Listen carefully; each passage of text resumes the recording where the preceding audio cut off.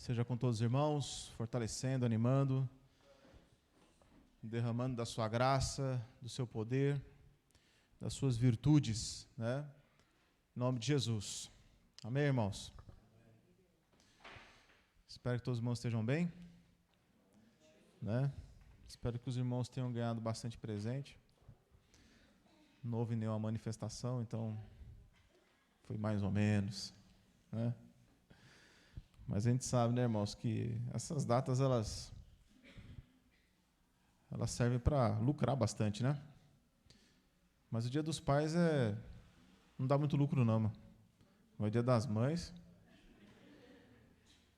é o que dá mais lucro, né, irmãos?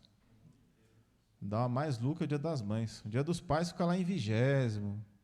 Porque é meia, né, irmão? Meia é barato. Não é não? Tá melhorando? Mas é uma data, né, irmão? É uma data que eu não vou dizer para os irmãos que é uma data simples, porque não é, né, irmão? Por que não é? Porque não é, né? Mas é assim mesmo, né, irmão? Uma coisa eu tenho certeza, irmãos. Eu tenho um pai desse mundo, e agradeço a Deus, né, pela vida dele. Oro para que ele sirva a Cristo. Sempre que posso, prego para ele, falo para ele.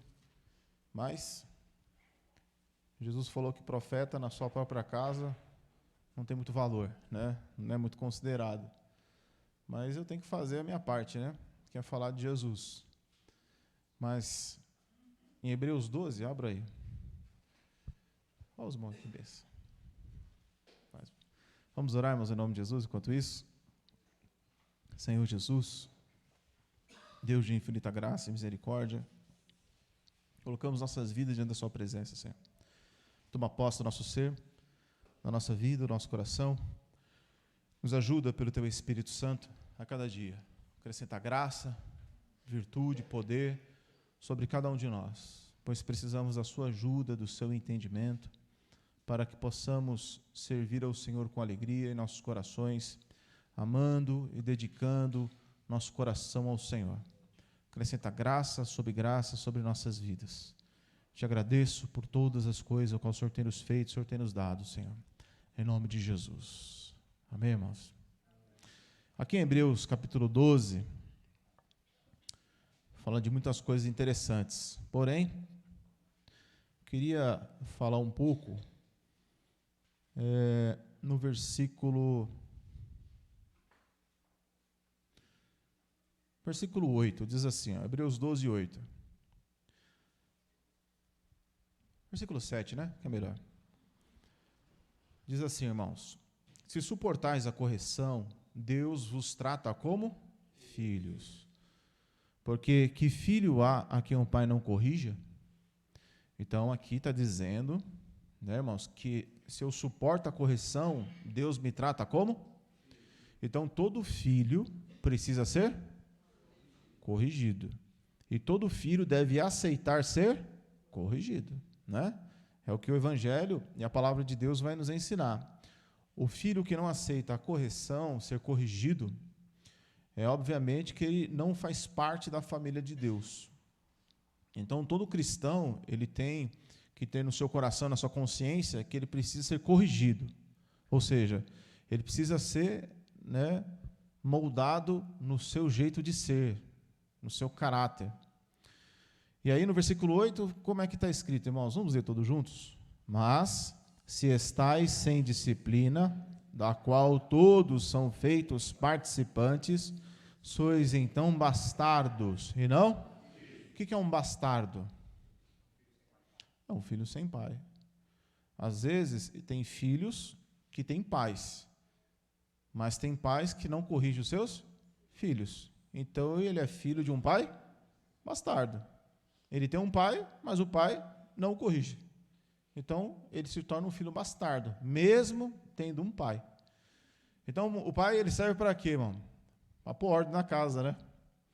Para pôr ordem na casa.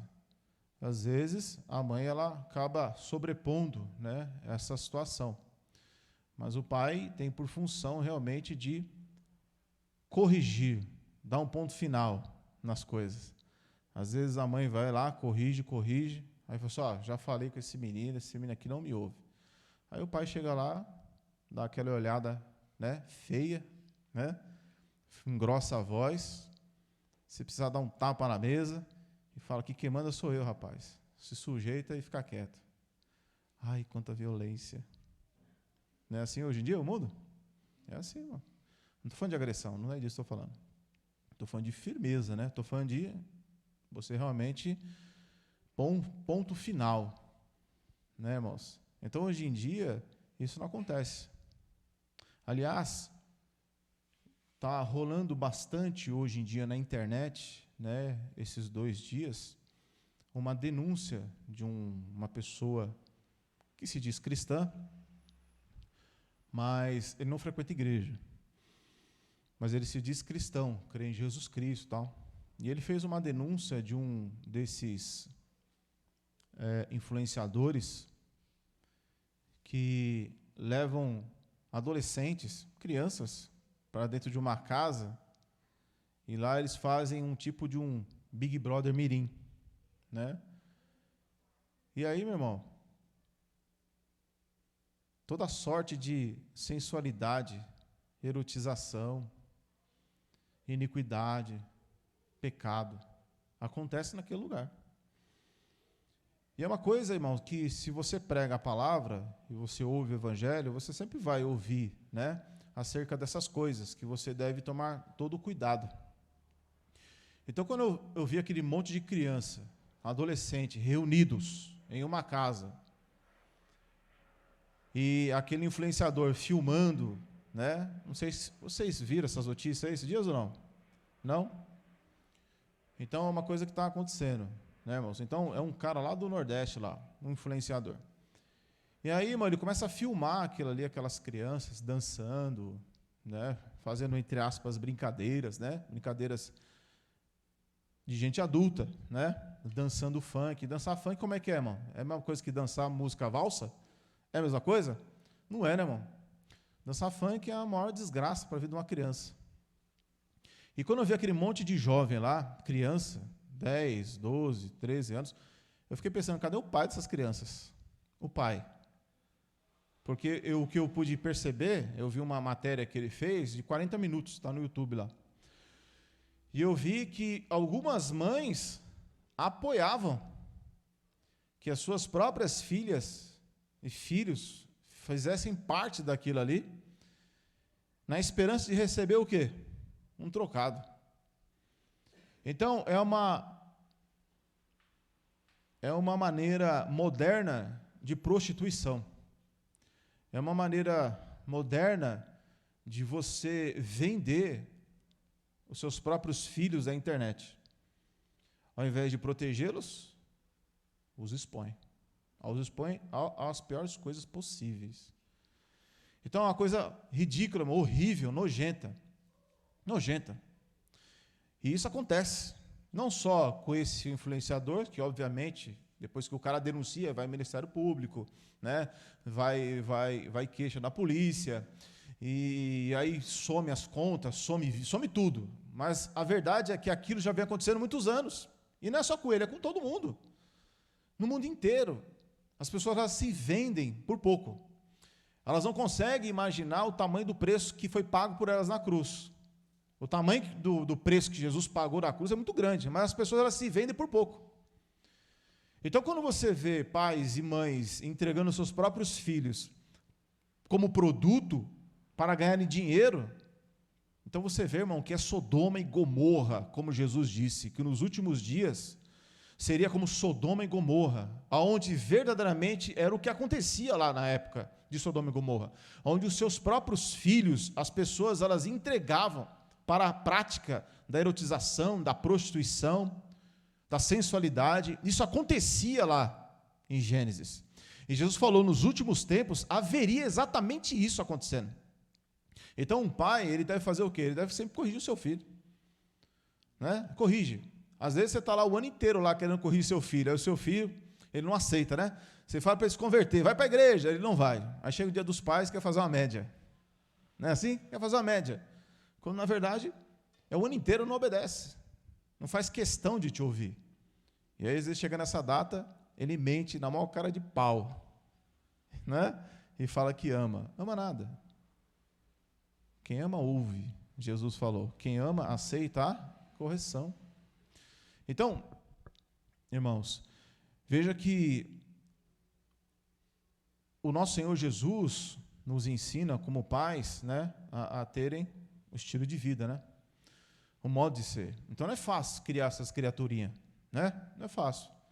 E está vindo mais um, né, irmão? E é um menino. Quem torceu para a menina, perdeu, né? Não é menina, é menino, irmãos, né? Já tem até nome, né? Tem nome. Hã? É. É verdade, já tem que pôr na lista, né, irmãos? Então, o Guilherme está a caminho, né? Guilherme, olha só. Então, já coloca aí nas orações, né? E aí não veio menina. Se fosse menina, era por Raquel. Mas quem sabe na próxima, né?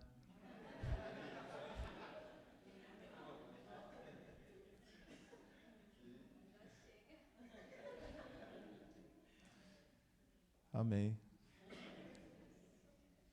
Foi assim também uns anos atrás. Mas, irmãos, eu sei que é o desafio. Quando você tem um filho, você tem que ter um propósito no seu coração, que é de criá-lo, que é de cuidá-lo, e não deixá-lo na mão dos demônios. Porque, irmão, você cria o seu filho ali, você vai cuidando, né? E aí, quando você menos espera, irmão, ele vai para a escola. E chega na escola, irmão, aí começa toda a sorte de bagunça, né? Toda sorte de bagunça. Então, o meu filho tem celular, e eu já falo para ele, ó, esse celular aqui é seu, mas ele não tem senha, quer dizer, ele tem senha, mas eu sei a senha. E você não tem privacidade, eu vou olhar o seu celular, eu vou vasculhar o seu celular. Eu quero saber o que você está conversando, com quem está conversando, né? Eu quero saber que tipo de música que você está ouvindo aí. Então, eu faço isso com ele numa boa. Se tiver uma coisa errada, eu vou lá e corrijo ele. Se ele não quiser obedecer, eu vou lá e corto. Ó, esses dias eu corto isso, aquilo, outro, acabou. Então, existem limites para a vida de filhos, né, irmão? Não pode ser ilimitável a vida de um filho. Ele tem que ser corrigido, como a palavra nos ensina. Então, o pai, ele vai lá e corrige, né? Às vezes corrige, às vezes a mãe fica ofendida. Não é assim, irmãs? Fala. Dá aquela dorzinha no coração? Dá, não dá? Dá aquela dorzinha no coração que eu sei. Mas o pai é aquele que vai lá e tem que pegar firme mesmo. Né? Então, quando o pai pega firme, irmã, fique em paz.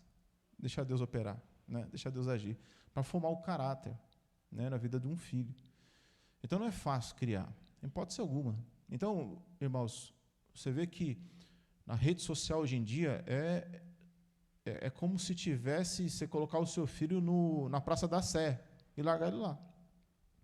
Se eu chegar para você e falar assim, eu vou pegar o meu filho e vou deixar ele na Praça da Sé. Vou deixar ele lá sozinho lá. Que vocês vão falar que eu sou o quê? Irresponsável. E se eu dou um celular na mão do meu filho e não vigia, eu estou fazendo o quê? A mesma coisa.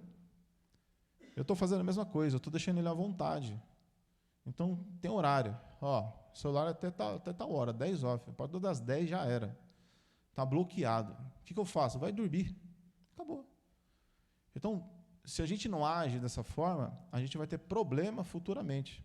Então, eu estava vendo a reportagem desse cara, esqueci o nome dele.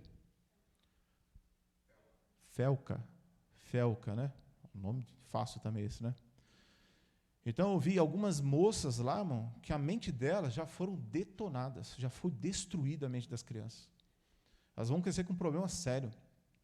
E se Jesus não entrar, irmão, para poder trazer libertação na mente e no coração dessas crianças, elas estão perdidas. Elas vão dar sérios problemas. Os seus casamentos provavelmente vão dar muito errado. Os seus trabalhos vão dar errado. Por quê? Porque você está pegando uma criança e você está jogando num mundo de adulto. Num mundo em que as coisas elas não vão caber naquela cabeça. Então, irmãos, nós como pais, assim como Deus os corrige, nós devemos também praticar essas coisas.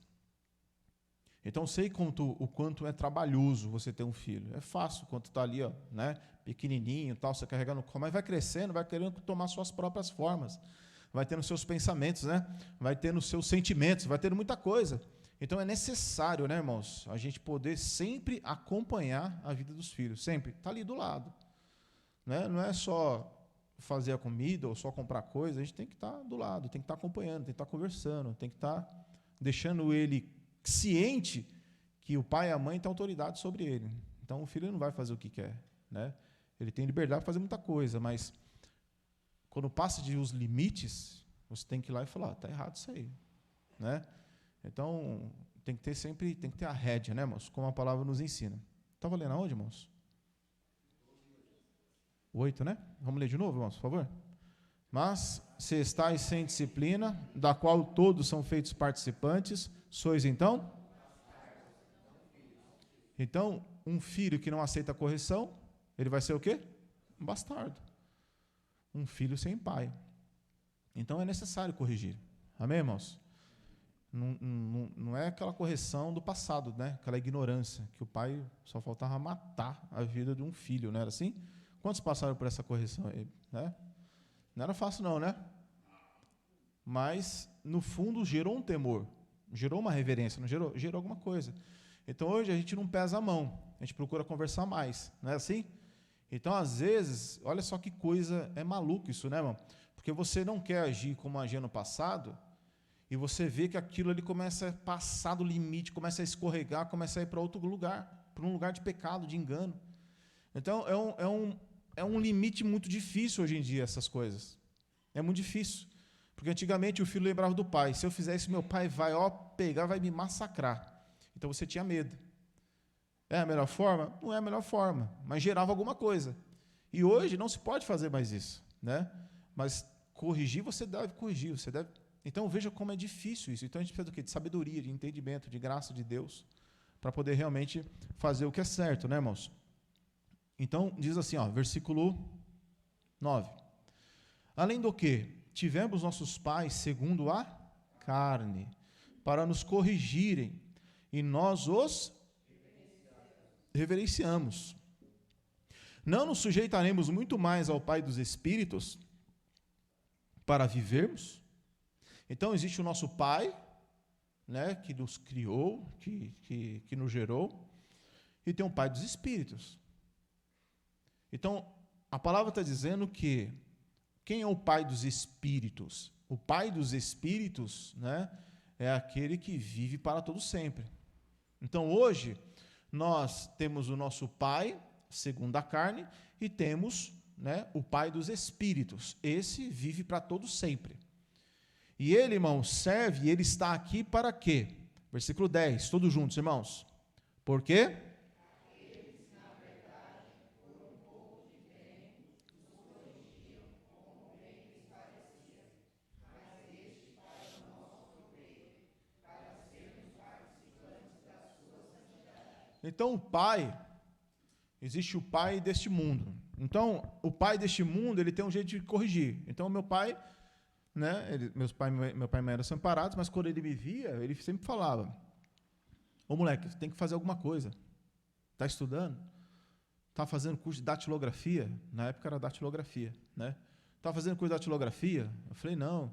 Aí, datilografia, está fazendo computação? Não, não estou.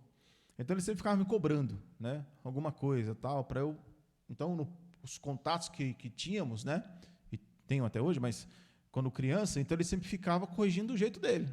Qual era o jeito dele? Era esse. Então tinha coisa que ele me incentivava que não era certo, né? Que era, segundo Deus, era pecaminosa, mas era o jeito dele de te ensinar, de me ensinar. Então tem pai, por exemplo, que ensina, às vezes, filho a falar palavrão, a mentir, né? E a brigar na escola, e enfiar a mão na cara de um, de outro, tal. Então é o jeito do pai ensinar. Então corrigia o filho como bem lhe parecia. Nosso pai, vamos ver de novo, irmãos, versículo 10, porque aquele quem? Os pais deste mundo, pais dessa terra, né? Na verdade, por um pouco de tempo nos corrigiam, como bem lhes parecia, mas este para o nosso proveito. Quem? O pai? O pai dos? Quem é que nos corrige para o nosso proveito, irmãos? O Pai dos Espíritos. Para sermos participantes da sua santidade. Então, o Pai dos Espíritos nos corrige para quê? Para sermos santos. O Pai dos Espíritos nos corrige para quê, irmão? Para que a gente fique limpo, fique livre dos nossos pecados. Então, a correção de Deus é para quê? Para nos trazer para a santificação. Então, enquanto o Pai desse mundo trabalha, porque assim, a gente trabalha o dia inteiro, né? Trabalha, a gente não sabe o que acontece com o nosso filho. A gente não sabe que ele está conversando na escola, não sabe que ele, muitas vezes que ele está vendo o celular, a gente não sabe no dia a dia dele, não sabemos. Né? Não sabemos. Agora, o Pai dos Espíritos, ele sabe de tudo, ele sabe o que está acontecendo, ele sabe de todas as coisas. Então, ele vem e nos corrige. Né? Para quê? Para sermos participantes da sua santidade. Então, sempre que Deus, o Pai, nos corrige, é para sermos mais santos, mais limpos. É para isso que o Pai dos Espíritos está trabalhando na nossa vida. Versículo 11, irmãos, o que é que diz aí? 1, 2, 3.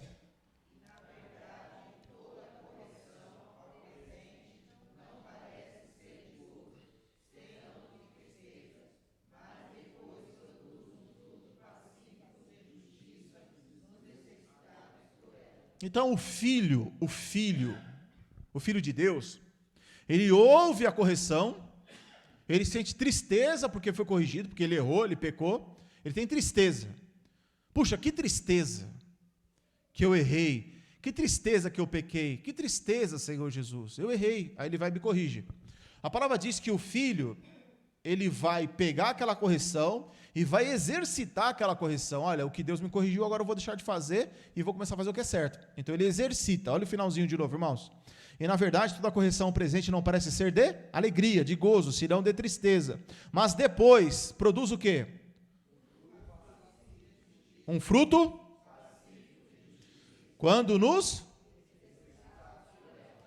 Então eu preciso exercitar. Então o que é que Deus nos corrige? Ele nos corrige de tal coisa, tá aquilo outro. Então quando eu exercito aquilo que Deus nos corrigiu, então eu passo a crescer. Então, irmãos, vou falar um pouco sobre isso, né? Mas abram lá em Mateus, capítulo 12. 12 não. 17. Mateus 17.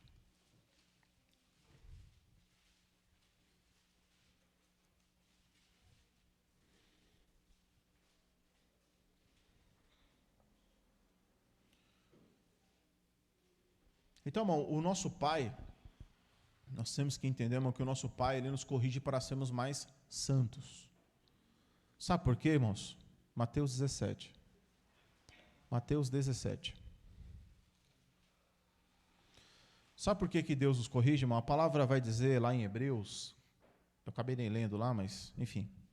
Lá em Hebreus mesmo, 12, diz assim, que sem santificação, ninguém verá o Senhor.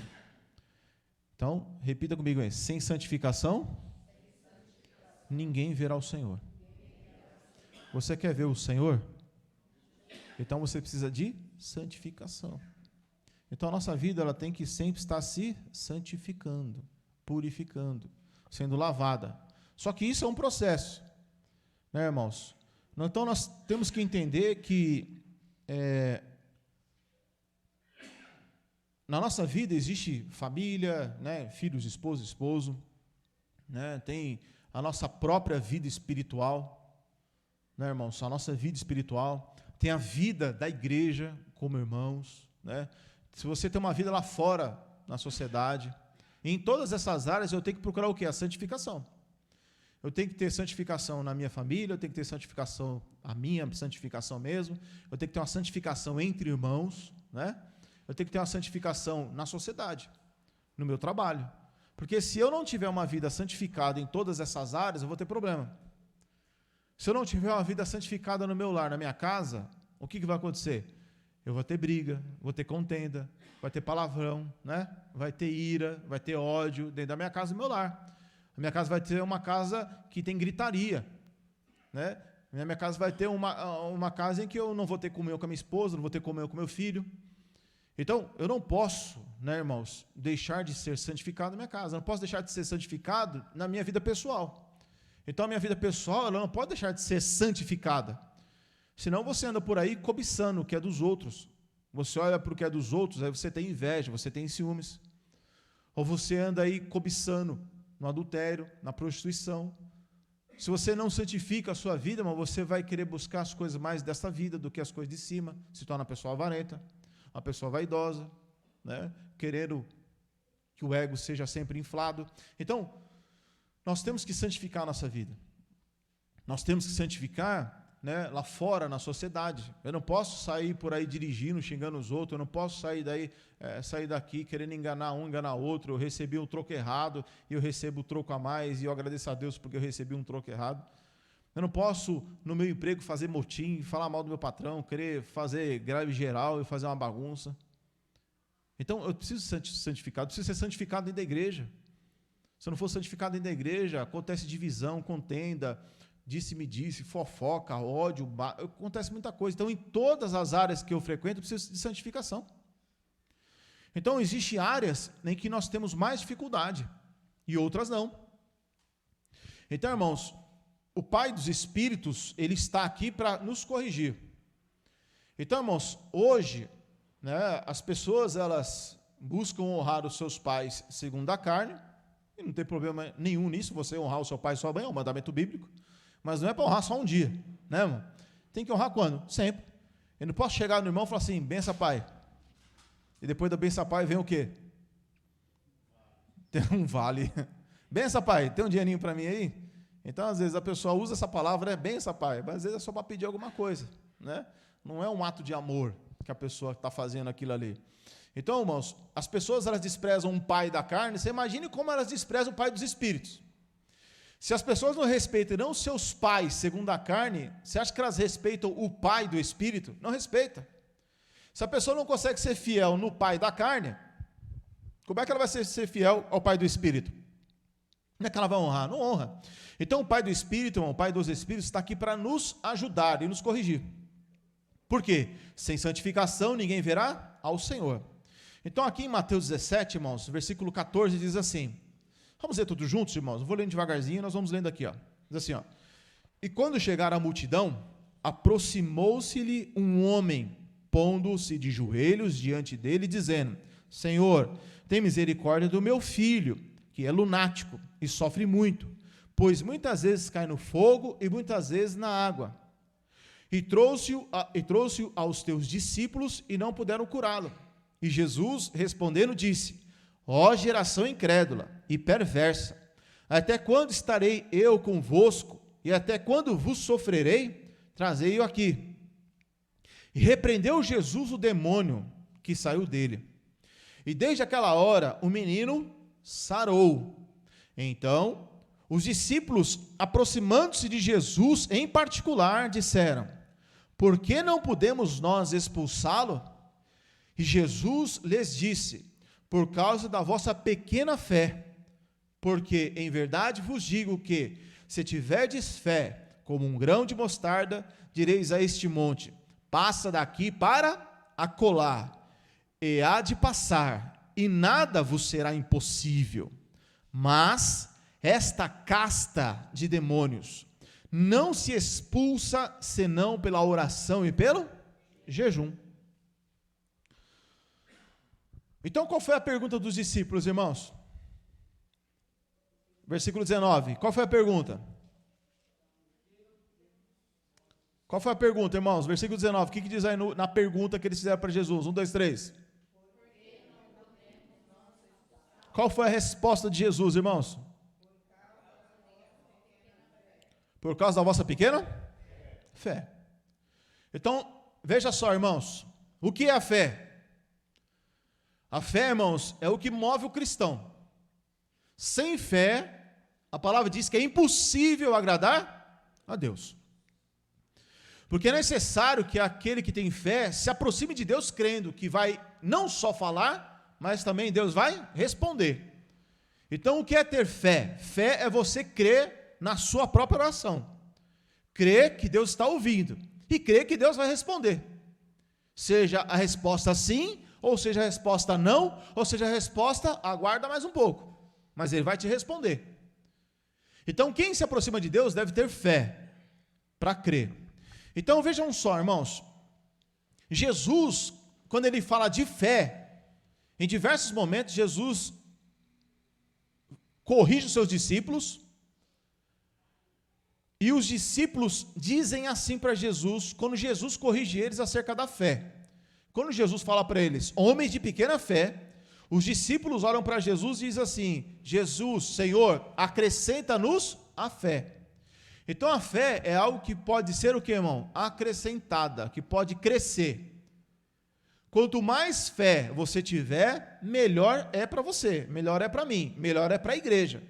Quanto menos fé, pior é para um cristão. Muito pior. Porque sem fé, ele não agrada a Deus.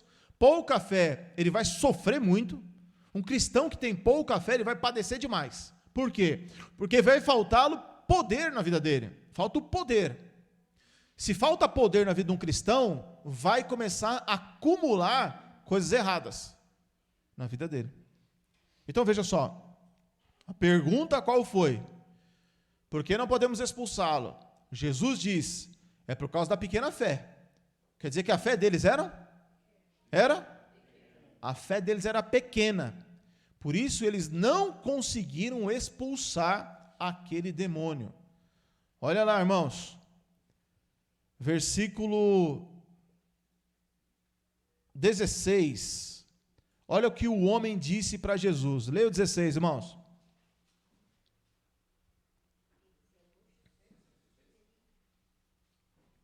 O 16 diz assim, ó. E trouxe aos seus discípulos e não puderam curá-lo. Por que não puderam curá-lo? Por causa que ele tinha o quê? Ele tinha fé, mas era pouca. Tinha fé, mas era pouca fé. Então eles não puderam expulsar e não puderam curar. Essa fé, ela também serve para nós.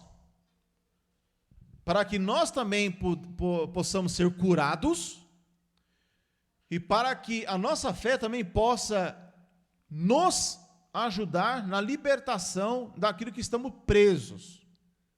Essa pessoa, esse jovem, ele estava preso por um espírito lunático que possuía ele e lançava ele em coisas para matá-lo.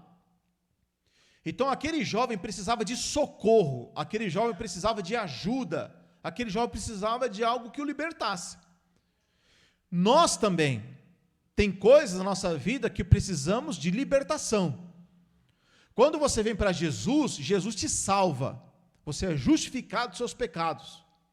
Mas existe muitas coisas na nossa vida que precisamos de libertação. E ninguém vai fazer culto de libertação aqui. Todo culto é um culto de libertação. Porque existe coisas que nós estamos presos ainda. Existem coisas que nós estamos amarrados ainda, presos. E isso é o processo da santificação. Quando nós lemos lá em Hebreus 12 que Deus é o Pai que nos corrige, é para quê? Para que um pai corrige seu filho? Um pai só corrige o filho para quê? Porque ele está fazendo uma coisa errada, não é? E para começar a fazer a coisa certa. Então o pai, ele também nos corrige. Para quê, irmãos? Para fazermos a coisa certa. Então a fé, irmãos, na nossa vida, ela é muito importante. Para quê? Para também podermos vencer coisas que ainda estamos presos. Então muitas vezes, o que é que nos falta na nossa vida? Fé. O que é a fé? É um poder de Deus para nós. O que faltava nos discípulos? Esse poder, essa autoridade, essa fé. Jesus fala no versículo 21, irmãos, o que diz aí? Mas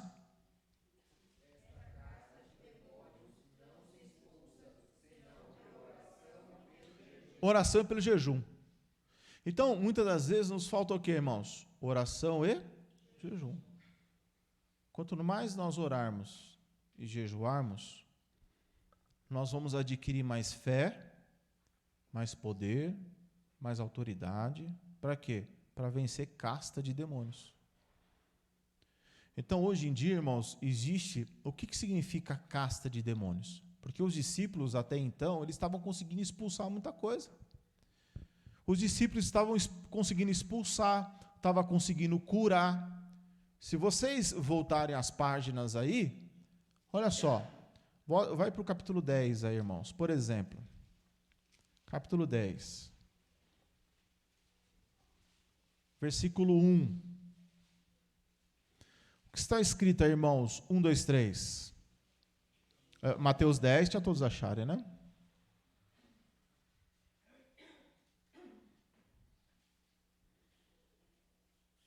Todos acharam?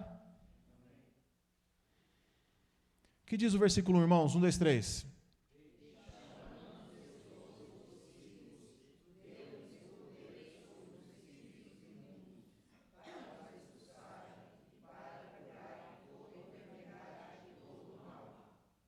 De novo, irmãos, 1, 2, 3.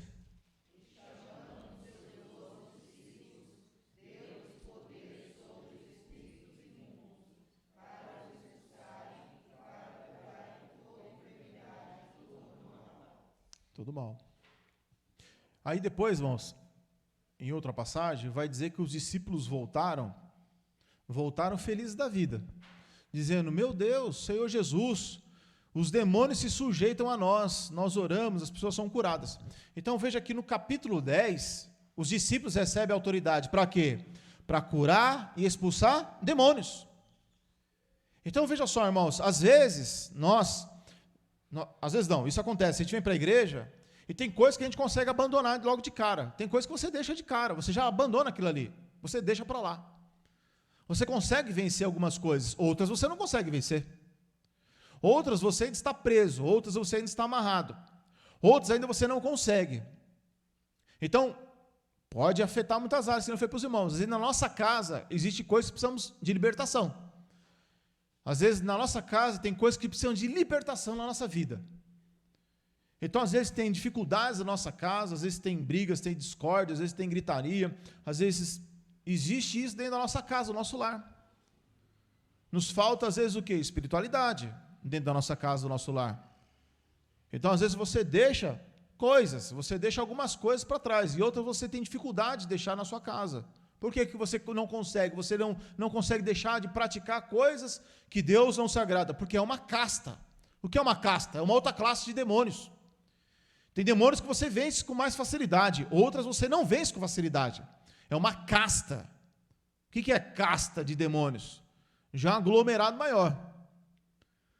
Você já deve ter passado por uma enchente que você conseguiu passar fácil. Ou se você já foi para a praia, você entra no mar, quando bate na canela ali, você está tudo bem. Mas quando o mar está revolto, quando o mar está agitado, quem consegue enfrentar aquele mar? Você não consegue, é muito mais difícil você enfrentar o mar. Por quê? Porque ele está revoltado. Então existe casta também de demônios que tem muito mais poder e tem muito mais autoridade. E eles infernizam muito mais a nossa vida. E aí você não consegue ficar livre daquilo. Por quê? Porque nos falta a fé para poder expulsar, para poder lidar com aquilo ali. Então existe coisa na família, na casa, que acontece isso. Às vezes tem coisa no nosso trabalho que acontece isso também, irmãos. Às vezes você está trabalhando lá e tem uma pessoa difícil de você lidar.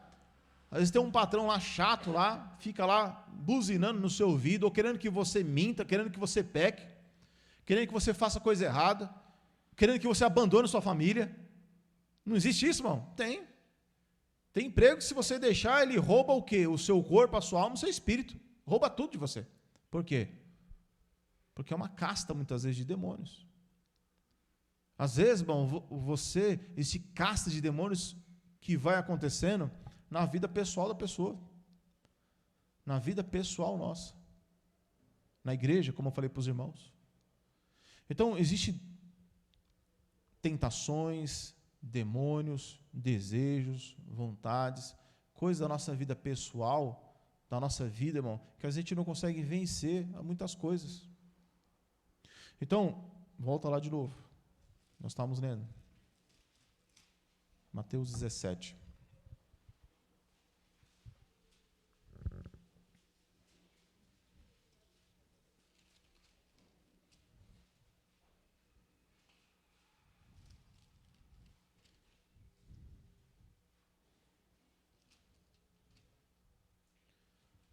Mateus 17, versículo 21 de novo, irmãos. Como é que diz aí? 1, 2, 3.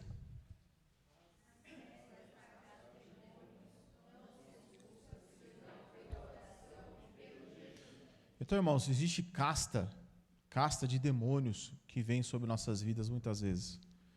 que são o quê, irmãos? São demônios que têm mais autoridade, são demônios que têm mais poder, são demônios, irmãos, que querem atormentar a nossa vida, querem tirar a nossa paz, querem tirar a nossa espiritualidade, querem nos cegar, querem endurecer o nosso coração.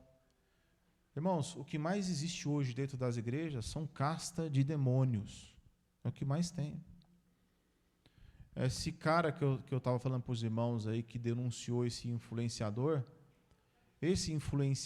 por exemplo, que estava fazendo esse Big Brother Mirim, existia pessoas, pastores, pastoras, que iam lá e profetizavam na vida dele, que Deus tem algo maravilhoso na sua vida, que eu estou estendendo minha mão sobre você, eu estou te abençoando. Hoje o que mais existe nas igrejas são esses falsos profetas, falsas profetisas, esses missionários falsos, pregadores.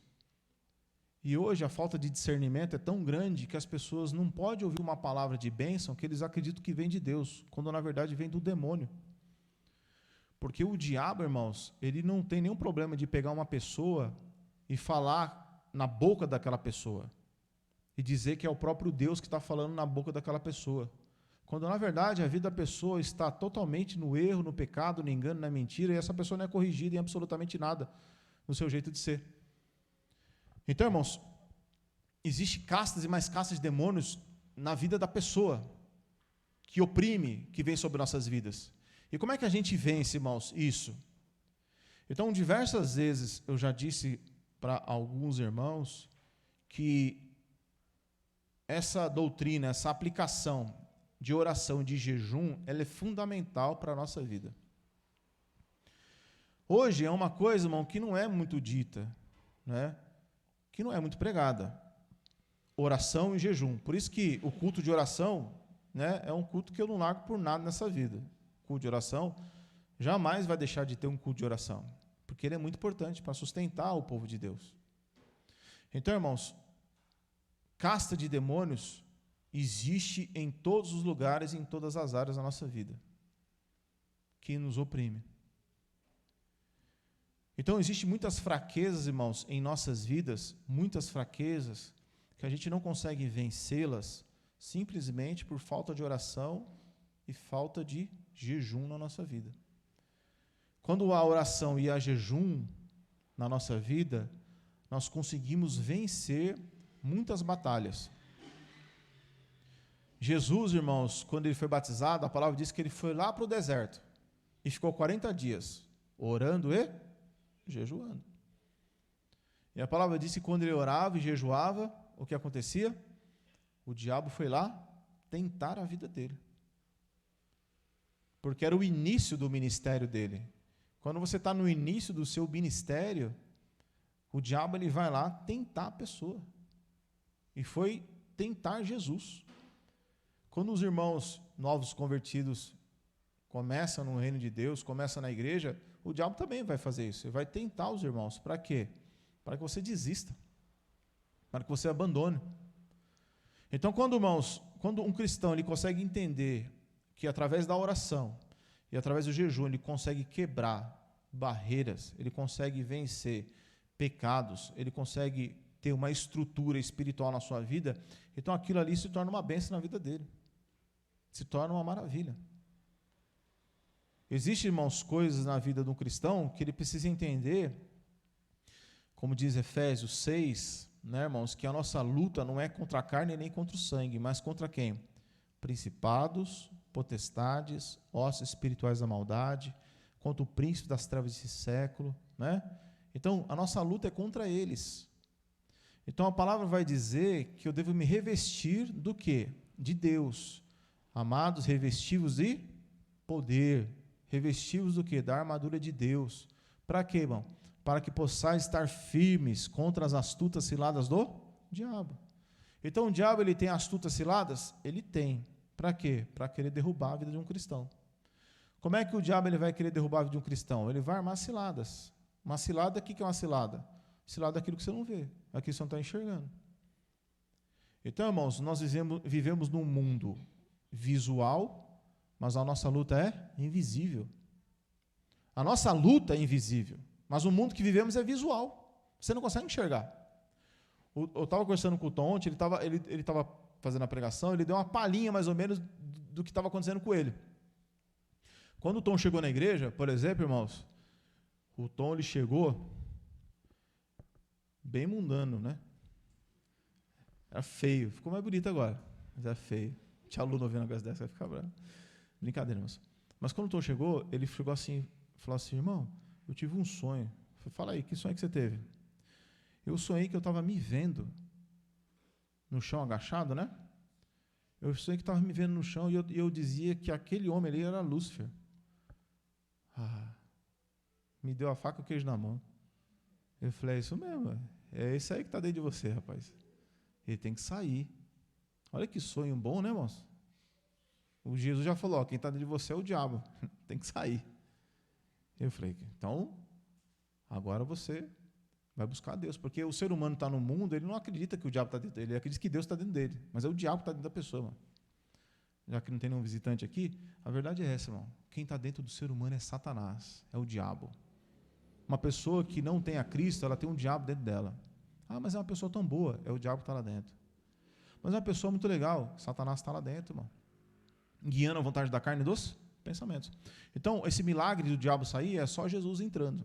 Só que quando Jesus entra, ainda tem o quê? Jeitos, manias, desejos, vontades, sonhos. E aí o irmão estava contando que ele tinha muitos sonhos, né? Quando veio para a igreja, ele ainda tinha esses sonhos. Então ele veio, foi justificado pela fé, perdoado dos seus pecados, a condenação já não estava mais sobre ele, mas aqueles sonhos ainda tinha dentro dele. E aí o diabo, sabendo dos sonhos dele, sabendo dos desejos dele, sabendo o que estava dentro dele, o que o diabo fez? Não perdeu tempo. É novo convertido, eu vou para cima dele. Eu vou oferecer o que ele não tinha recebido ainda. E aí, fala aí, irmão, fala aí no microfone aí, por favor.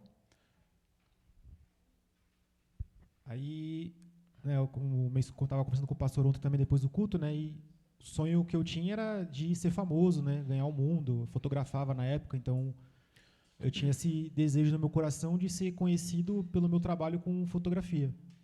E logo no comecinho, quando eu estava começando a vir para a igreja, aí eu recebi um telefonema da produtora de um artista grande, famoso, né, falando que tinha recebido a indicação no meu trabalho, tinha gostado das minhas fotos, esse artista também tinha gostado, e eu precisaria só aprender a filmar, né, a fazer gravações. Mandaria o portfólio para eles aprovar, e ela me falou no telefone assim, ó, onde ele for, você vai ter que estar junto. Então, você vai viajar de jatinho com ele, você vai estar nos melhores hotéis, nos melhores restaurantes, você vai ser a sombra dele. Tudo para fotografar, filmar ele. E era o sonho que eu tinha, né, de ser reconhecido. E isso aí tinha acontecido antes?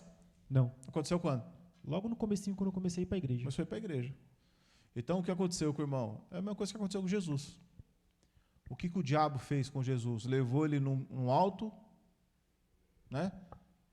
Pode desligar o seu microfone aí? Então, pode deixar desligado mesmo.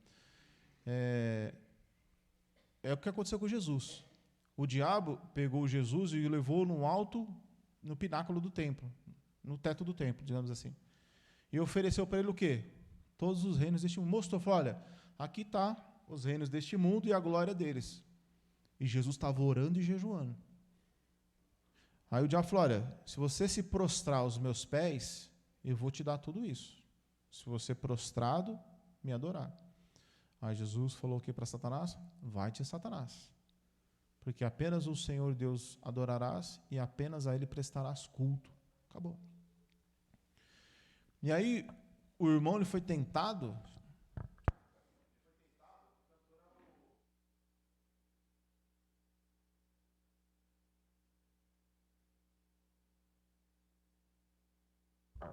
Aí diz lá, te dou o sol, te dou o céu, te dou o mar. Esqueci, agora eu li bem na hora. Mas a música do cara é te dou o sol, te dou o mar. Para ganhar o seu coração. O diabo na boca do cara. Esse cara que canta essa música, ofereceu o mundo para ele. Não é que coisa? Aí você fala, não, o diabo nem liga para mim. O quê? O diabo faz de tudo para tirar uma vida da presença de Deus. Uma vida. Então, se o diabo ele faz isso com ele, faz com qualquer um de nós.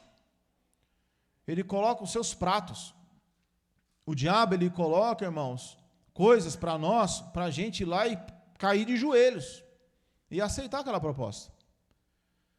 Eu lembro uma vez também que o irmão ele tinha acabado de se converter e ele falou, ele trabalhava num lugar, e aí foi oferecido para ele, irmão, para trabalhar de segurança em um lugar, um valor muito alto, maior do que o salário que ele recebia no emprego dele.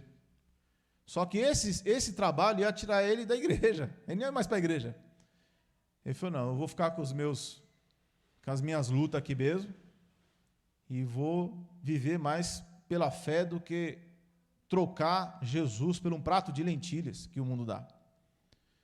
Então, essas ofertas acontecem muito, só que nós temos que entender que o mundo, Satanás, ele sempre vai aprontar essas coisas. Para quê, irmão? Para que a gente se desvie e não busque a Deus. Existe casta de demônios, irmãos, que vem com força e com poder justamente para quê? Para tentar nos derrubar. Então, nós devemos nos preparar.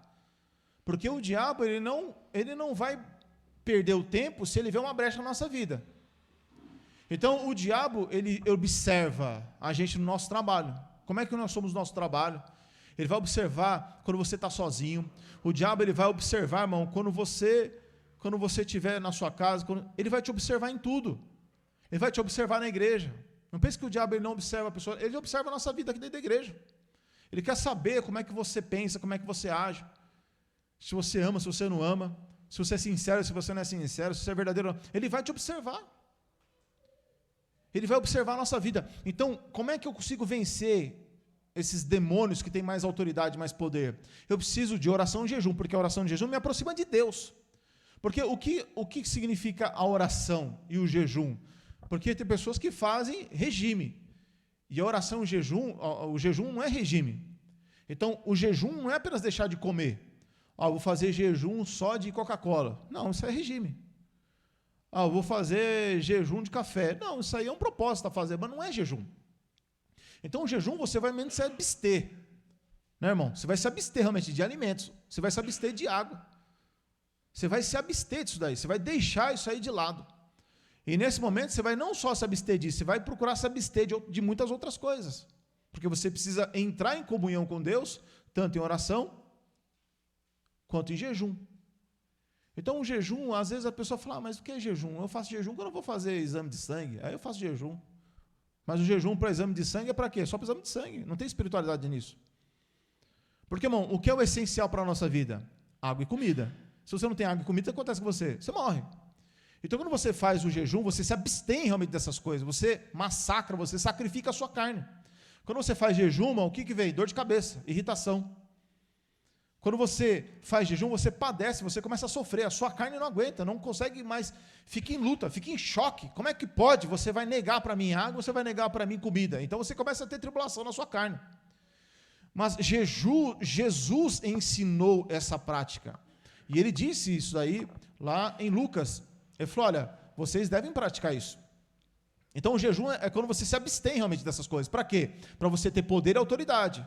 Poder e autoridade para quê? Para poder vencer as suas guerras e suas lutas. Então, a palavra diz em Efésios, capítulo 6, que existe guerra espiritual.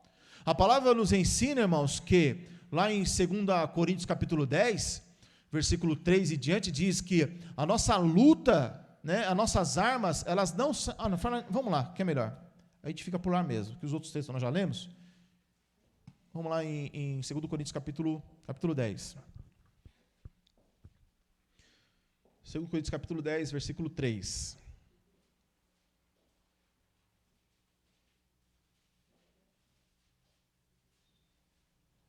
Segundo Coríntios 10, versículo 3.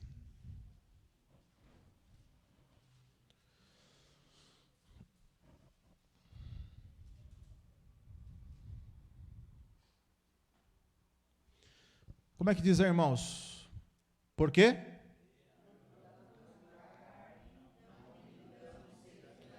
Então, irmão, o Pai dos Espíritos nos ensina que nós andamos nessa carne, nós estamos andando na carne, ou seja, andamos nesse corpo humano. Comemos, bebemos, saímos, compramos, vendemos, trabalhamos, andamos nesse corpo, nessa carne.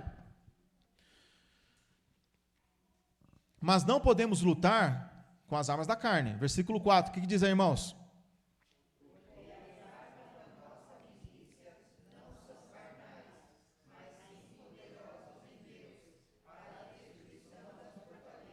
Então as armas da nossa milícia não são carnais. Então eu não posso usar as armas da carne.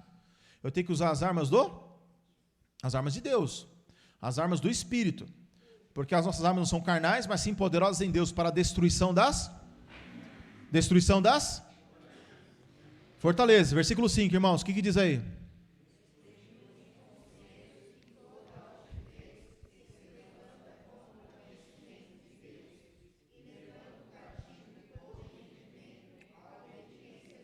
Seis.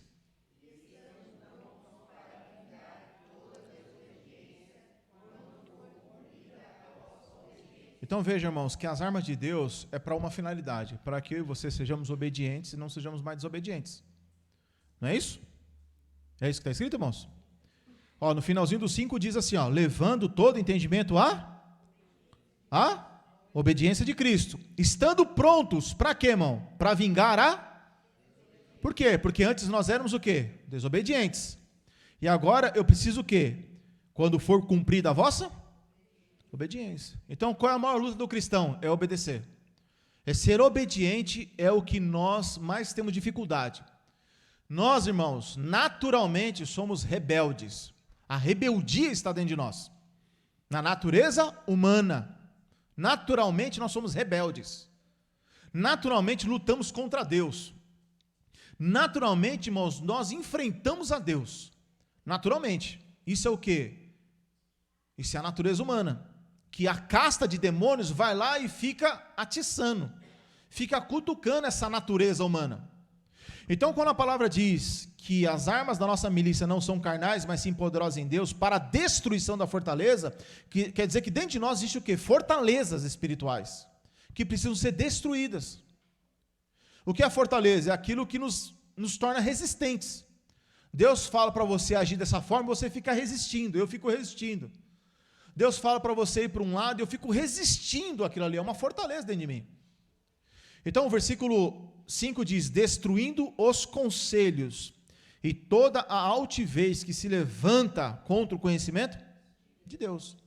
Então existe coisa dentro de nós, irmãos, que se levanta contra o conhecimento de Deus. Existem desejos dentro de nós que se levantam contra o conhecimento de Deus. Então, assim como Jesus fez oração e jejum, ele venceu Satanás. Como é que nós vamos vencer Satanás? Ou seja, como é que nós vamos vencer o tentador? Só podemos vencer o tentador das nossas vidas só quando nós praticarmos essas coisas. A oração e o jejum, porque nos leva à comunhão. Quando nós jejuamos, nós entramos em meditação com Deus.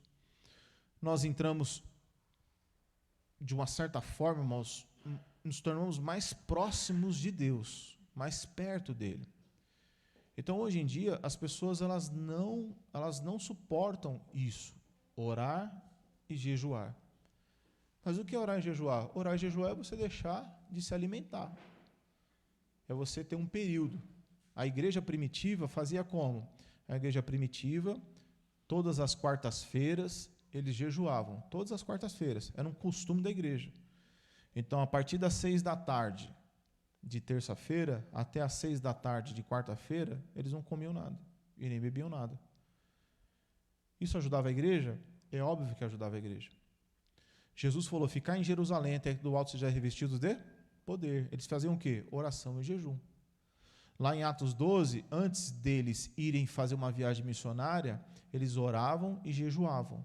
Em algum momento, o Espírito falou assim, olha, eu quero que separe Barnabé e Paulo para a obra que eu tenho para eles. Então a igreja vivia debaixo de oração e jejum. Então, às vezes, irmãos, você e eu já disse para alguns irmãos, você está com uma dificuldade de santidade, você tem dificuldade na sua área humana, que luta que você tem? Qual é a luta que eu tenho, irmão? Qual a luta que você tem?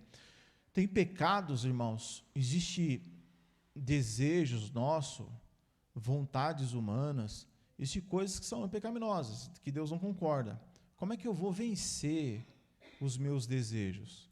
Como é que eu vou vencer? Você tem lá, puxa, eu tenho um ciúme muito grande, né? Eu sou uma pessoa muito insegura, né? Eu sou uma pessoa que tem inveja, eu sou uma pessoa que eu tenho cobiça nos olhos, ou tem pessoa que tem problema com pornografia, ou tem problema tentado no adultério, a pessoa ela se inclina a falar palavrão, a pessoa ela se inclina a, sei lá, todos esses pecados mais conhecidos. Como é que eu venço isso daí? Praticando exatamente isso, irmão. Oração e jejum. Todo cristão que um dia eu pude orientar sobre isso, eu falo, meu amigo, pratica isso aqui, ó. Você vai orar, você vai jejuar, você vai vencer isso aí. A pessoa vence, mano. Não é mágica. É um mandamento de Jesus. Às vezes você está com uma dificuldade em relação a uma pessoa. Uma pessoa está lá para te infernizar, para encher sua paciência. O que você tem que fazer? Orar e jejuar pelaquela pessoa.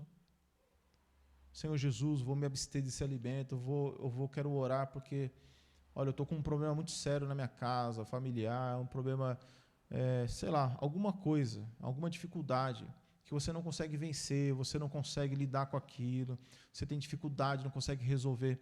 Você vai lá, ora e jejua, e você começa a apresentar isso para Deus. Quantas vezes? Quantas vezes for necessário. Não tem um dia, não tem o período certo. Você tem que fazer o que Deus tem. Nós temos que aprender a ser guiados por Deus. Deus toca no seu coração para fazer, então você vai lá e faz. Então tem cristão, né, irmão, que não ora, não vai jejuar, não faz isso. Ele vai empurrando com a barriga. Como um mundano faz. Nós não podemos ser mundanos. O mundano, irmãos, ele não tem armas espirituais. Nós somos filhos de Deus, nós temos que usar armas espirituais. Quais armas que nós temos? Oração e jejum é uma delas. A oração e o jejum, irmãos, ela é poderosa na nossa vida para vencer muitas dificuldades e batalhas que nós não conseguimos vencer.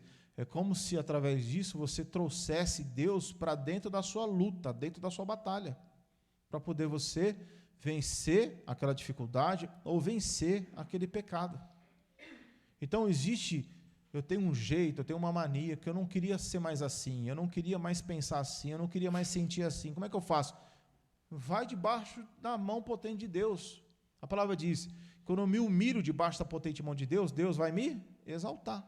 Como é que eu vou me humilhar? Não existe coisa pior, mais humilhante para a carne, você tirar o que ela mais gosta, comida. Tirar o que ela mais gosta, o celular. Tirar o que ela mais gosta, a televisão. Eu vou me apartar dessas coisas, eu vou me envolver com as coisas de Deus, porque eu quero ficar livre disso da minha vida. Então você entra em oração e jejum. Como é que eu faço, irmão, para poder crescer? Como é que eu faço para crescer na obra? Como é que eu faço para entender mais a palavra? São coisas, irmão. Nós temos que entender que existem principados e potestades sobre a nossa vida. Às vezes eu não tenho tempo para as coisas. Eu não tenho tempo para buscar Deus, eu não tenho tempo para... O que é isso? É um principado, uma potestade, é uma casta que está sobre a nossa vida. Às vezes a nossa vida está rodeada de tantas coisas, que você fala, meu Deus do céu, eu não tenho tempo para Deus. É uma casta de demônios que muitas vezes está trabalhando na sua vida. Na minha vida, para quê? Para que você e eu não tenhamos tempo mesmo. Então você entra em jejum, oração para quê? Para ficar livre daquilo ali. Às vezes é tanto enrosco que vem na nossa vida. Você fala, de onde que vem tanto enrosco? Eu não tenho tempo para Deus mais para nada. De onde vem esse enrosco? Então você entra diante de Deus, coração e jejum, para você ficar livre daquele enrosco, para você ter o seu tempo com Deus, porque o diabo ele vai lançando o quê? Tropeço. O diabo vai lançando o quê? Vai lançando setas, vai lançando tropeço, vai lançando coisa, mais coisa, e às vezes o cristão não percebe, que na verdade ele está tropeçando e não está enxergando. Então quando você começa a entender que te falta buscar mais a Deus, então você entra em oração e jejum. Então oração e jejum, irmão, é o quê? Você arranca essas coisas da sua vida, você vai diante de Deus e começa a orar. Você... Puxa, mas eu estou trabalhando, o que eu vou fazer? Continua trabalhando. Eu preciso fazer oração, eu preciso jejuar. Como é que eu faço? Acorda de manhã, se for de manhã ou se for à tarde, não importa. Eu consigo fazer 6 horas. Começa com 6 horas, não tem problema. Mas não é da meia-noite às 6 da manhã. Uma vez uma irmã falou assim, olha, eu começo o jejum 10 da noite. Mãe, você entrega que horas? Umas 8 horas quando eu acordo. Eu falei, então... Deixa eu falar uma coisa para a irmã, ninguém passou avisando, mas eu vou avisar aqui, Deus não aceita esse jejum aí, não. Ninguém passou avisando? Não. Então, esquece aí, irmão. Isso é jejum preguiçoso. Porque que sacrifício a pessoa tem? Não tem sacrifício nenhum. Então, irmãos, você acorda de manhã, 6 da manhã, 5 da manhã, pessoal, vou ficar até 2 da tarde. Para quem não está acostumado, é um sofrimento muito grande, né? Eu que amo café da manhã, eu amo, irmãos. Como eu gosto do café da manhã. Quem é apaixonado por café da manhã? Aí, ó. É o clube do café da manhã. É bom demais. Não é uma luta ficar sem café da manhã? É muito difícil. É uma luta. Tem gente que não, né? Tem gente que não. Mas eu pelejo para minha esposa tomar um café da manhã. Ah, não quero. Eu falei, meu Deus, como é que pode essa pessoa? Eu vou orar por ela. Não gosta não está nem aí para o café da manhã. Né? Outros não podem ficar sem almoçar. Outros não podem ficar sem jantar. Outros não podem ficar sem cuscuz. Né? Não que eu esteja falando do irmão, jamais. Outros não podem ficar sem mocotó. Né, irmão? O frango de domingo. Às vezes o irmão manda foto. Ah, irmão, vou passar com frango aqui, ó, sozinho. Vou comer ele todo. Eu falei, vai embora, irmão, vai comendo. Irmãos, mas você pede e fala assim, hoje eu vou fazer isso aí. Porque às vezes falta espiritualidade na nossa vida, irmãos. Às vezes a gente vive uma vida cristã como uma vida mundana. Pensa o que quer, fala o que quer, xinga a hora que quer, não se preocupa, né? Veja, hoje em dia os crentes, eles não se preocupam se estão escandalizando ou não. Eles não se preocupam, escandalizar, estou falando de pecado, tá, irmão? Pecado mesmo. Eles praticam pecado assim, xingam, mentem, né? Ofendem. São cristãos assim da pior espécie possível, né? Que naquele dia vão sofrer o juízo. Mas a gente não pode ser assim. Então a gente não pode levar uma vida meia boca, né, irmãos, cristã. Então a palavra diz que Deus, o Pai, nos corrige para que possamos fazer parte da sua santidade, ou seja, cada vez mais próximo dele. E o jejum, irmão, e a oração é uma prática importante na vida do cristão.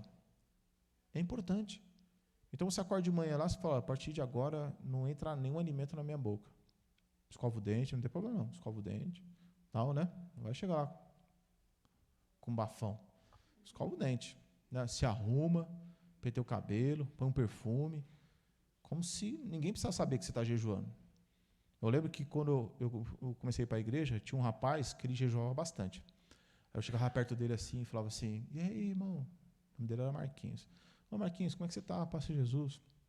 Como é que você está? Ô, irmão, estou jejuando tanto, não estou muito bem, não. Estou meio tonto, assim. Ele fazia questão de dizer que estava jejuando. Fazia aquela cara de triste, murcha, sem vontade de cantar uma canção. Não, não é para isso. Você faz jejum, Jesus falou, lava o teu rosto, veste a melhor roupa e pronto. Ninguém precisa saber. O teu pai vai saber, né? Só que é lógico, né, irmão? Você está em jejum, aí você não vai falar para sua esposa? Sua esposa vai lá e faz um almoço maravilhoso. Aí você fala, eu não posso falar para minha esposa. Não posso falar para minha esposa que eu estou em jejum, senão eu quebro o jejum. Não é isso que Jesus falou. Você vai na casa de uma pessoa, né? Aí você fala assim, olha, fiz aqui uma comida para você, não sei o que e tal. Fala assim, não posso, tal, né? Eu estou com um propósito aqui diante de Deus e me apartei. Você não está falando por vaidade, você está avisando a pessoa. Você não fala, isso é um problema, uma briga, né? Então, falar, avisar, não tem nenhum problema. Fala assim, olha, eu estou me apartado desses alimentos aqui agora, né? Enfim, irmãos, poxa, mas eu tomo remédio, não sei o que e tal. Olha, irmão, remédio acho que não é alimento, né? Ou é? Não é, né, irmão? Remédio não é alimento. Estou falando de comida, né? Às vezes a pessoa tem lá os seus remédios, tal, essas coisas, toma os remédios, acho que não tem problema nenhum. Né, irmão? Mas se essa parte do alimento, se essa parte de rede social, se essa parte de televisão, se essa parte desse mundo, e fique em comunhão com Deus. Então, quando você tem a oportunidade de estar em casa, na sua casa, você faça isso. Vou jejuar, por quê? Jejue primeiro pela sua vida, irmão, pela sua vida espiritual. Porque se eu e você não formos espirituais, nós vamos ser um problema. Um cristão carnal é um problema. Porque ele vai arrumar problema com o esposo, com a esposa, com o filho, no trabalho, na igreja, ele vai dar problema. Ele vai ser um problema. Mas Jesus, ele conserta os problemas também, né? Mas eu estou dizendo assim, para você ser uma bênção, para cantar, eu quero ser uma bênção. Então você ora e jejua pela sua própria vida. Para quê? Para você ser uma bênção mesmo. Então, quer ser uma bênção? Então, uma das armas é essa. Quando você faz isso, então, às vezes você está na sua casa, você põe um louvor, você pega a palavra, medita. Meu Deus, eu li a palavra e não entendo nada. Eu vou pôr esse propósito na minha vida, Senhor Jesus. Abre minha mente. Como assim? Eu não preciso entender a sua palavra. Então, você ora e jejua.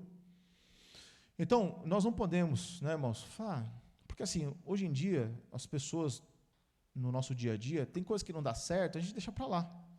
Ah, isso aqui não dá certo, deixa para lá, deixa passar batido. E no mundo espiritual não pode ser assim, porque as nossas armas, elas não podem ser carnais, mas sim poderosas em Deus, para a destruição das fortalezas. Então, existem muitas coisas, irmãos, em nossas vidas, que são fortalezas em nós. Existem fortalezas dentro de nós, fortalezas. Coisas que precisam ser destruídas. Às vezes você tem um jeito de ser, o nosso jeito de ser é um problema muito grave. Que muitas vezes nos falta enxergar o nosso jeito de ser, não é? Às vezes o nosso jeito de ser é um problema. Que jeito que eu tenho? Eu não sei. Cada um tem o seu jeito, né? Só que muitas vezes o seu jeito é o jeito do mundo. E eu não estou falando, eu estou falando do mundo o quê? Eu estou falando das obras da carne. Eu estou falando de coisas que vai atrapalhar a sua vida como casal, a sua vida com as outras pessoas, nosso jeito de ser, jeito de falar, jeito de pensar. Eu tinha um irmão que eu falava assim para ele, irmão, você tem que tomar cuidado do jeito que você fala, mano. O jeito que você fala ofende as pessoas. Ah, mas eu sou assim mesmo, eu sou verdadeiro. Eu falei, mas essa sua verdade aí não é a verdade de Deus, mano. Deus não é Deus falando assim. Não, mas eu gosto de falar assim, mano. Eu sou verdadeiro. Não tenho culpa se os outros não são. Eu falei, mano, não é questão de ser verdadeiro ou não. É o jeito de falar. Cuidado do jeito de falar. Então, ele achava que, na verdade, Deus usava ele daquele jeito. Eu falei, irmão, todo problema não é o que você fala, é o jeito que você fala. Às vezes você fala a coisa certa do jeito errado. Aí a pessoa não consegue acatar, receber a informação que você quer passar. Mas não tinha jeito. Porque a pessoa acreditava que o jeito dela era o jeito certo. Então, irmãos, é uma fortaleza dentro da pessoa. É uma fortaleza. Às vezes a pessoa ela tem um jeito de ver as coisas e o jeito dela ver é aquele jeito e acabou. Porque é assim, desse jeito. É do jeito que eu estou enxergando, é do jeito que eu estou vendo. E é uma fortaleza. Então, às vezes eu chegava para o irmão e falava assim, irmão, eu estou com um problema assim, assim, assado. Irmão, ore e jejue, e Deus vai te abençoar e vai te libertar. Aí na outra semana eu falava, e aí, irmão, orou e jejuou? Essa semana não consigo. Não, esquece. Se a pessoa ela não consegue acreditar logo de cara, ela não vai conseguir fazer. Ela não consegue, irmão. Porque falta fé, a pessoa acaba entrando na incredulidade, dentro da igreja. Então, você quer vencer, quer crescer espiritualmente? É oração, jejum, comunhão com Deus, comunhão com a palavra. Para quê, irmão? Para que eu tenha fortaleza espiritual, para que eu tenha discernimento, entendimento, para conseguir ter sensibilidade. Então, hoje, o que muito acontece na vida dos cristãos é o quê? A pessoa ela acaba se distraindo. Hoje, os cristãos são muito distraídos, irmão. Os cristãos são distraídos demais. Por quê? Porque não tem prioridade cristã. Passa-se acima com muita facilidade pecados, palavras. Às vezes, você pega um ou outro irmão soltando uma palavra, que é palavrão, nesse mundo. De vez em quando, um ou outro, às vezes eu ouço. Solta uma palavrinha, que é palavrão. Sabe, do dia a dia? O cara começa com um P, de vez em quando sai da boca. Eu já ouvi, já. Acontece, por quê? O costume do mundo. Né?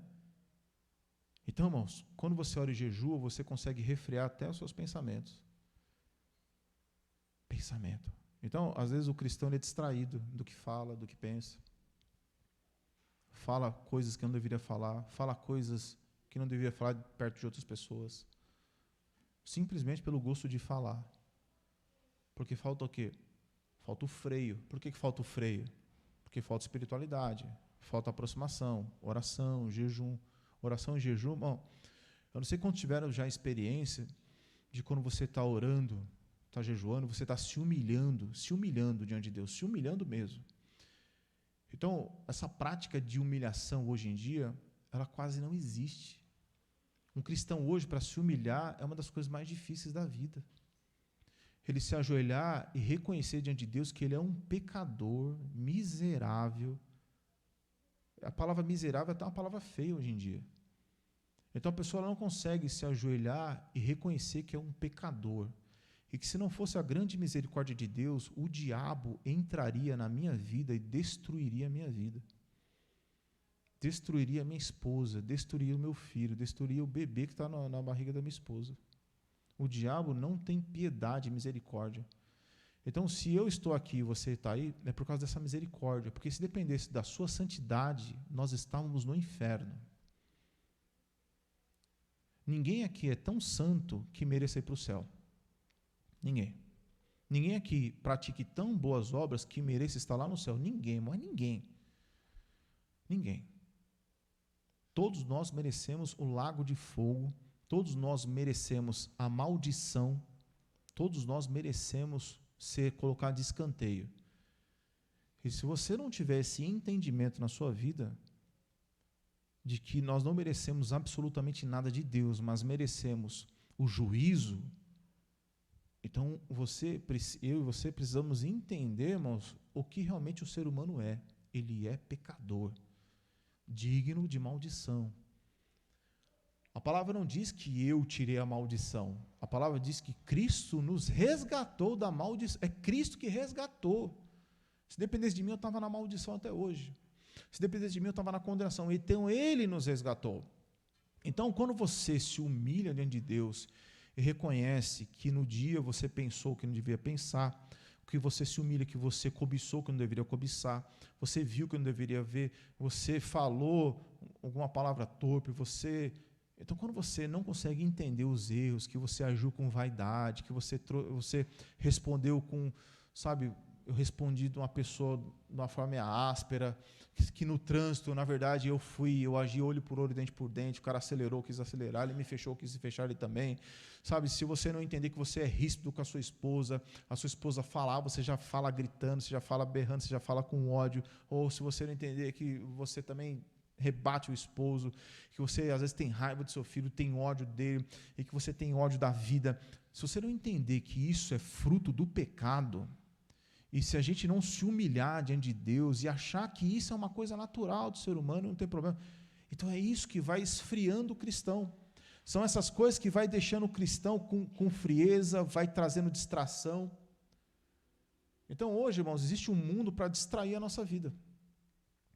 Então, quando nós viemos num ambiente assim, hoje, por exemplo, esse tipo de pregação que eu estou falando para os irmãos aqui, isso aqui não tem sucesso, irmão. Se você prega numa igreja nessas igrejas grandes, acabou. O povo vai embora. Não porque a pregação que eu estou fazendo é melhor do que a dos outros, não é isso, em hipótese alguma, que não seria uma vaidade que eu estaria fazendo. Mas estou dizendo é que o ato de se humilhar diante de Deus é muito importante, ao mesmo tempo é difícil, porque você precisa vasculhar a sua vida e expor diante de Deus o que você realmente é.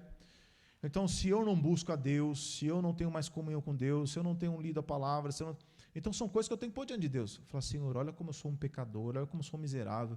Senhor Jesus, eu estou parecendo Marta, porque Marta se ocupava mais com as coisas dessa vida, enquanto Maria estava aos seus pés, mas eu estou parecendo Marta, Senhor Jesus. Então, Marta estava distraída com tantas coisas, e olha o meu coração, Senhor Jesus, está distraído com tantas coisas, e puxa, eu me alegro mais quando eu ouço alguma notícia do mundo, uma coisa que é desta vida, traz uma alegria tão grande no meu coração, quando vem uma notícia assim, uma notícia qualquer dessa vida, uma notícia, uma benfeitoria que vão me fazer, alguma coisa que eu vou ganhar, então aquele me traz uma alegria tão grande no coração. Mas quando fala de orar, quando fala de jejuar, quando fala de ler a palavra, eu já me sinto um peso no meu coração. Porque é assim que as pessoas sentem. Peso. As coisas de Deus hoje é um peso. São difíceis. Para o mundo não, é mais fácil. Então, isso mostra a distração e a frieza que toma conta do coração das pessoas. Então, quando a gente se humilha diante de Deus, irmãos, quando você chora diante de Deus, quando você reconhece seus pecados, quando você reconhece que você é um miserável mesmo, porque você começa a entender que você é um pecador, e você começa a entender que se Deus não colocar a mão sobre a sua vida, você está morto. Quando você começa a entender essas coisas, você começa a chorar, se quebrantar e reconhecer os seus pecados. Irmãos, quando você se humilha diante de Deus e levanta diante de Deus humilhado e reconhecendo que a graça dele é suficiente, irmão, pode cair um caminhão de cimento que você consegue suportar. Todas as pessoas, irmãos, que elas são pessoas briguentas, Todas as pessoas que são pessoas que arrumam confusão, pessoas que não conseguem realmente ter mansidão no seu coração, mas vivem sempre à flor da pele, é falta de humilhação, de quebrantamento. Se dentro da sua casa, se no seu trabalho, a gente explode com facilidade, né? Se em qualquer ansiedade da nossa vida a gente vai buscar consolo em tantas outras coisas, isso é falta da espiritualidade, da busca, da humilhação na parte de Deus. Então, irmãos, orar é difícil demais. Por quê? No mundo de hoje é muito difícil. Nos dias de hoje é muito difícil. É muito difícil, né? Mas a gente tem que se esforçar. Aprender a se humilhar. Aprender, irmão, a colocar a cara na cadeira e aprender a falar com Deus e se humilhar. Chorar. Né? Não é esperar o tempo passar. Né, Flávio? A oração hoje é 20 minutos. Não tenho nada para falar aqui com Deus. Está errado isso aí. A gente precisa aprender a falar com Deus, a reconhecer os nossos pecados, nossas iniquidades, porque só assim vamos crescer na fé. Só assim vamos crescer, irmão, no poder de Deus e vencer os demônios. Né? Se na hora que você estiver orando aí, irmãos, sabe, bate às vezes aquela canseira, aquele cansaço, vontade de falar com o vizinho do lado, mas esquece, irmão, está tudo errado. Tudo errado. Não pode acontecer. Estar na presença de Deus é uma coisa muito séria. É um momento que você pode abrir a boca e dizer: Senhor, eu sou um pecador miserável. Ah, mas eu senti vontade de falar uma coisinha agora com a pessoa que está do meu lado. Meu, é o diabo, Deus uma seta na sua cabeça. Presta atenção. É o diabo. Porque é um momento que nós temos que se ajoelhar e é a hora que eu preciso reconhecer o meu pecado, reconhecer o meu erro, a minha iniquidade, para que eu saia daqui, em nome de Jesus Cristo, cheio da graça de Deus. E o horário já se foi, né, irmão? E eu não consigo dar sequência por causa do horário. Mas, irmãos, meditem nisso, leiam, não precisa ler agora, mas depois leia lá em 1 Pedro, leia, os irmãos abram lá em 1 Pedro 5, dá uma lida, 5, versículo... Ô, Tom, depois você posta lá, por favor. 1 Pedro 5, versículo 6, 7, 8, 9. Depois você põe no grupo lá. E depois você posta lá também, por favor. Depois você posta lá no grupo lá também, Tiago capítulo 4, versículo 6, que é muito importante. Terça-feira vamos falar sobre isso. Tiago 4. Amém, irmãos? Irmãos, eu vou dizer uma coisa para os irmãos. A oração ela é fundamental, irmãos. Quando você se humilha diante de Deus, rasga o seu coração.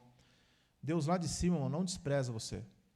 Então, existem muitos pecados, irmãos, que as pessoas não serão libertas. Não serão libertas. Por quê? Porque é uma vida que a pessoa vai levando com soberba. A soberba nos impede de se humilhar. A soberba nos impede, irmão, de reconhecer diante de Deus os nossos fracassos. E todo cristão tem os seus fracassos, irmãos. Todos cristãos. Não é porque é pastor que não tem os seus fracassos, não. Não é porque prega a palavra que é perfeito. Não é, não. Se eu não entender que eu preciso me humilhar diante de Deus, amanhã o diabo me passa uma rasteira e me leva embora. Eu já vi acontecer muitas vezes isso.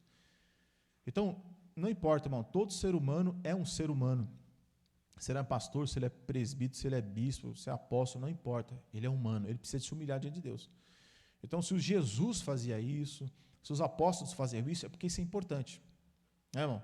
Então, quando eu falo para os irmãos, irmão, oração, irmão, venha para o culto de oração. Não posso estar no culto de oração. Assista na sua casa, né, irmão? Por quê? Porque você não pode estar distraído. Culto de oração é muito importante. Então, irmão, terça, culto de oração, eu consigo estar presente? Esteja presente. Eu consigo estar online? Esteja online. Né? Mas não se distraia com outra coisa. Não se distraia. Né? Por quê? Porque você vai estar envolvendo mais a sua vida espiritual. Então, nós precisamos entender justamente isso. Como eu posso envolver minha vida muito mais no Espírito. Muito mais. Quanto menos eu me envolver, menos espiritual você, mais carnal você e mais exposto aos principados a você. Muito mais. Amém, irmãos?